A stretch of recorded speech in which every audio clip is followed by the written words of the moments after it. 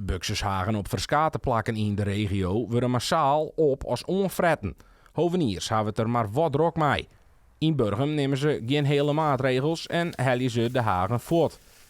Eerst maar eens naar de veroorzaker van al die skeeën, de buxusroep. Een invasief soort roep is dat. Die komt hoogstwaarschijnlijk uit een van de Aziatische landen. En die is hoogstwaarschijnlijk ergens een keer met een buxusplant naar Duitsland kwam. En zo staat er gewoon iedere jaar kwam. Eerst zit er in het westen, wat zuiden van Nederland. En we krijgen nu in het noorden echt steeds meer. Zo'n een paar weken valt het op dat er een soort haagjes naar de Filistijnen binnen. Jij dit voor hier wie het ek al raak. Hoe dat krijgt komt, leidt Piekstra uit. De eerste cyclus is in maaien, heel maaien. En heel augustus komt de tweede cyclus. En dan krijg je hetzelfde verhaal weer. Dan begint er het motvlinderke vliegend weer. Het leidt weer eikens. Het roepje komt eruit. De blansjes weer op. En dan herhaalt die cyclus weer in de maaitijd. Maar als je denkt dat je van de roepjes al binnen in de winter, ga je het bij het verkeerde eind.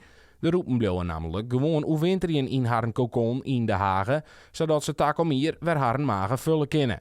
Dags bestuurt één onval van de buxusroep net dat de plant voor een dadelijk hielendal deer is. Dus snoei even een 10 centimeter ervan af.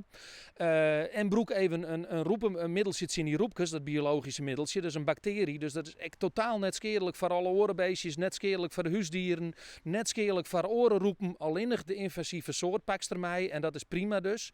En dan zul je er gewoon weer op naar uitrennen. Met een bemesting erbij. En dan heeft er gewoon weer een plant staan. En mocht je er helemaal klaar mee wezen, er is altijd nog een oplossing met een vergelijkbaar plantje waar de roep nog net in omspoekt. Het is een hulstsoort. En dit is weer een type daarin.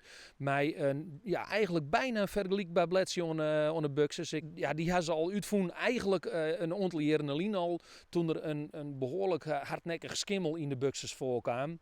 Toch hebben we deze eigenlijk al, toen al op de markt kregen. En nu is die roeper achteraan kwam. Ja, nu neemt het helemaal een vlucht.